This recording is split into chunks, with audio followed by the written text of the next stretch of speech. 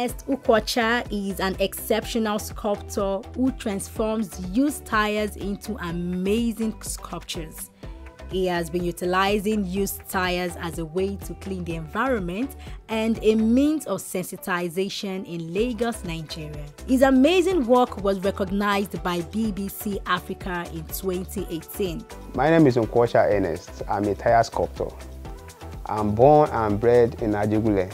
That's where I grew up. I got my primary education from Christ Assembly Primary School, then Tikan Highland High School, before I now went to Auchi to further my education. That's where I got my first degree on sculpting. And presently I recycle waste material, specifically tire. I came from Imo State. I based in Lagos. I have my studio in Lagos, and I'm married with a good family and a kid. Ernest sees a connection between art and waste, and that is how he started creating small parts with the tire materials. Ernest wanted to show Nigeria that he could create something out of nothing. His artwork, which is driven by a desire to clean up Lagos, is gaining popularity in Nigeria. While I was in school, I happened to make a friend to a good lecturer, and I think he saw that, that creativity in me. Most time trying to bring out something where there is nothing, and seeing beauty in ugliness. And then I could remember when somebody, one of my guys always kind of teased me that, Ernest, you don't like spending money on your assignment, but unknowing to him that I got no money to spend on the assignment because of the family background I came from.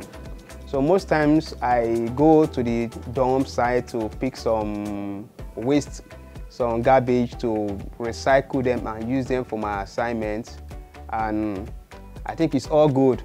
So I think the lecturer now discovered that this guy, he liked recycling things.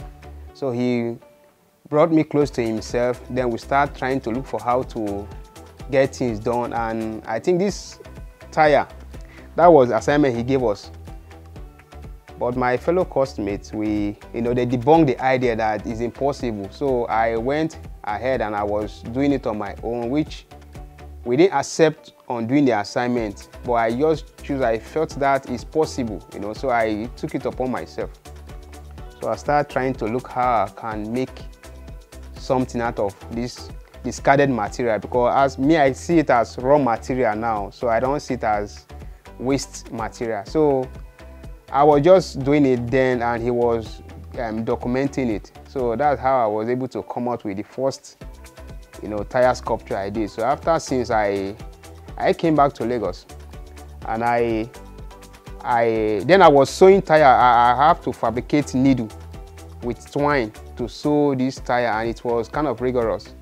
So I came back to Lagos, where I was posted to serve for NYSC. So I went to one popular market, they call it Coconut Market at Olodiapapa. So I was asking them, like, what can I adhere this tire together? So people were coming up with different ideas. So all I did, I just combined their idea. That's how I was able to get what I used to adhere the tire together. With the process I went through in schooling by studying little knowledge of anatomy. So I was able to create things. And then with the knowledge I got from people, from the market, which they showed me different ideas on how to adhere this tire. Some came up with glue, but when you put glue to adhere this tire, and this thing is an hard piece. So with time, I think it will pull off.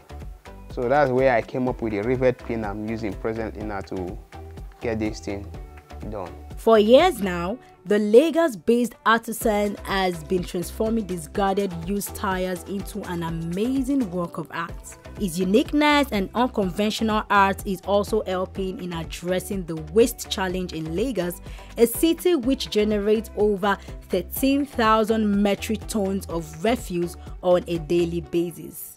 I think I've contributed positively by getting this tire out of the street. And this tire is being used to pollute the streets, the environment, streets of Lagos. And I pick them out, and not just picking them out, I'm as well trying to sensitize them on the usefulness of this material, which I also sanitize the environment by getting it out. So I think now I hardly see tire on the street, because whenever I'm moving with my car or anywhere, whenever I see tire, I pick it up. And I think tire is never enough for me. So I keep on searching, because I do know I have a lot of things to do. And with the look of things, some of these people that discard these tires, some of them keep them for me so that I can come and get it, instead of them using it to pollute the environment. So I think I'm contributing positively, in keeping Lagos clean. This is Nkwocha's workshop, where he brings all the tires he's been collecting from the streets. It is also where the tires are completely transformed into an impressive animal sculptures. He first conceives an idea of an animal he would like to construct, then he makes a sketch of it. He does the constructive metal frame of the animal and melts the tires onto the metal frame as the flesh to complete the piece. Every texture of the tire gives me an idea. I derive concept from every tire I pick. And most times, there are some tire I title Rebel. And there are some tire, for instance, if I'm to create chimpanzee, I can't use the same tire I use for crocodile to create chimpanzee. All I need, when I get this tire, I select them to their various area, because most of these tire, they best interpret the subject. Yeah. So, but what I do is, after getting this material, I first create the armature. So I need to have a good study of the subject. Then I create the subject, bring out the anatomy. After that, then I start cutting the tire to strips. Before I lay the inner layer, then I start using the tire as flesh. After creating the armature, so I use the tire as flesh. Ernest Nkwocha's work has seemed to gain popularity beyond Nigeria. Today, his works are exhibited in galleries across the country, and he also has foreign clients based.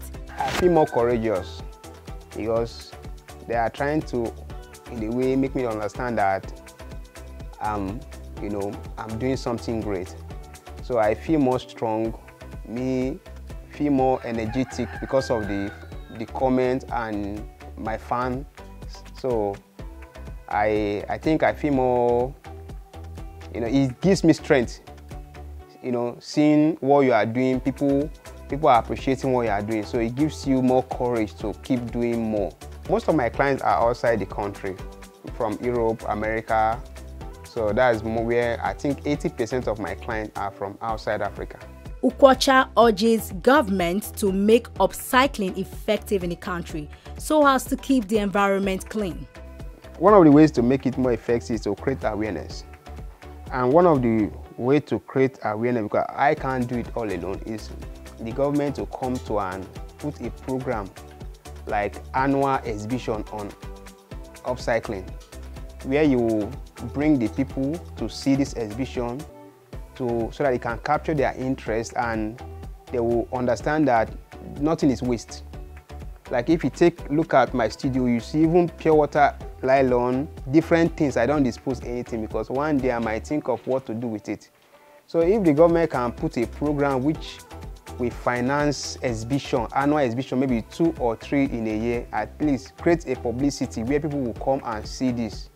So I think it will bring more interest, and also encourage more disciples to come, and be a part of it.